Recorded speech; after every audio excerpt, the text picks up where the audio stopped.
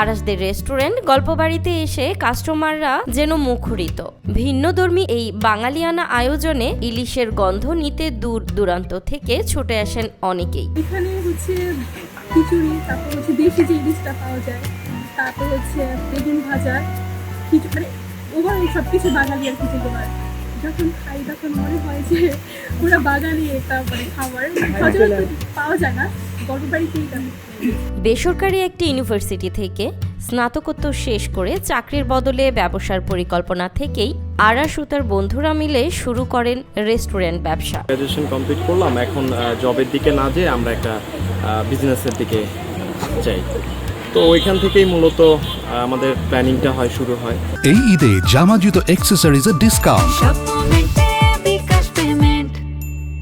তারা 3 বন্ধু মিলে প্রতিনিয়তই বিভিন্ন রেস্টুরেন্টে খেতে যেতেন, যেখান থেকে খাবারের প্রতি আগ্রহ বাড়ে তাদের এবং শুরু করেন গল্পবাড়িতে নানা স্বাদের খাবার বিক্রি। আমরা মূলত 3 ফ্রেন্ডে প্রচুর রেস্টুরেন্টে যাওয়া আসা হতো।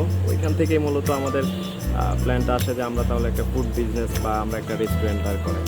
3 বন্ধুর চিন্তা মিলে পুরনো বাঙালির ঐতিহ্যকে মাথায় রেখে গল্পবাড়ি সাজিয়েছেন বাঙালিয়ানা সাজে। আমরা একটু ইউনিক করার ট্রাই করছি, যেহেতু আমরা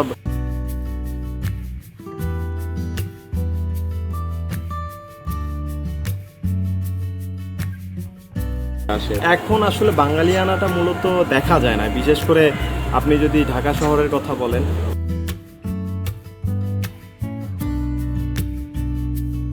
ছিল আপনি ডেকোরেশন দেখলে বুঝতে পারবেন যে উপরে ছাউন দেওয়া, প্লাস আমাদের আর্টগুলো দেখলে বুঝতে পারবেন ওখানে একটা ঢেকি আছে। তাই এই ঢেকিটা মূলত রাখা হয়েছে আমাদের বাঙালির একটা ঐতিহ্যজনক জন্য। তবে পূর্ব অভিজ্ঞতা না থাকায় আরাস ও তার বন্ধুদের গল্পবাড়ি পরিচালনা করতে শুরুতে নানা জটিলতার সম্মুখীন হতে হয়েছিল বলে জানান আরাস। যেহেতু আমাদের পূর্ব এক্সপিরিয়েন্স ছিল না, পূর্ব কোনো অভিজ্ঞতা ছিল না, ওই দিক থেকে আমাদের একটু কষ্ট হয়েছে। আমরা পরিশ্রম করছি, যেমন আমাদের লোকেশনটা সিলেক্ট করা, ডেকোরেশন নিয়ে কাজ করা, প্রত্যেকটা গল্পবাড়ির প্রত্যেকটা জায়গা, প্রত্যেকটা কর্নার কী রকম ডিজাইন হবে, কি কনসেপ্ট হবে। এমনও দিন গেছে দেখা যাচ্ছে আমরা খাবারের টাইম পাই নাই, প্লাস এমনও টানা দিন গেছে আমাদের রাত গেছে যে আমরা ঘুমাতেও পারি নাই। দেখা গেছে টানা 2-3 দিন আমরা ঘুমাতে পারি নাই, জাস্ট 1 ঘন্টা ঘুমাইছি। সো এগুলা পেছনের গল্প অনেক। আসল ইলিশের স্বাদ ও গন্ধ শহুরে মানুষজন পায় না বললেই চলে, আর তাই শহুরে মানুষদের আসল স্বাদের ইলিশ দিতে গল্পবাড়িতে রয়েছে মজাদার ইলিশ খিচুড়ি। ইলিশ খিচুড়িটা সব জায়গাতেই মূলত অ্যাভেলেবেল না, তারপরেও যদিও পাওয়া যায় একটু দূরে, দেখা যাচ্ছে আমাদের উত্তরা মিরপুর এরিয়ার মানুষজনের কাছাকাছি ইলিশ খিচুড়িটা অ্যাভেলেবেল না।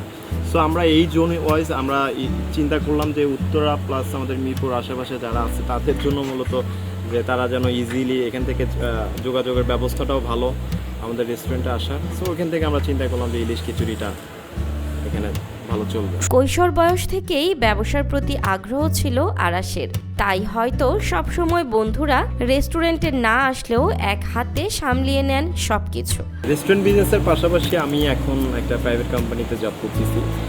জবের পাশাপাশি আমার এই স্টার্টআপটা শুরু করা।